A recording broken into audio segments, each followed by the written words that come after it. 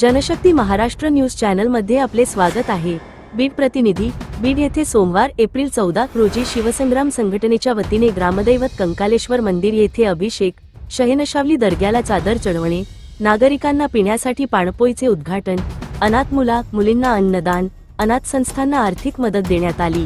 याप्रसंगी शिवसंग्राम प्रदेश उपाध्यक्ष प्रभाकर कोलंगडे, ज्येष्ठ नेते नारायणराव काशीत, जिल्हाध्यक्ष प्राध्यापक सुभाष जाधव, जिल्हा सरचिटणीस अनिल घुमरे पाटील, शहराध्यक्ष सुहास पाटील, तालुकाध्यक्ष पंडित माने, खरेदी विक्री संघांचे संचालक गोपीनाथ घुमरे, युवक जिल्हाध्यक्ष सुनील कुटे, मनोज जाधव, पिंटू भागडे, शेषेराव तांबे, हरिश्चंद्र ठोसर, संगीता ठोसर, कैलास शेजाळ, गणेश धोडरे, शैलेश सुरवसे, कुंदन गायकवाड, पंडित शेंडगे, धर्मराज मागदेसर, अमजद पठाण हे उपस्थित होते।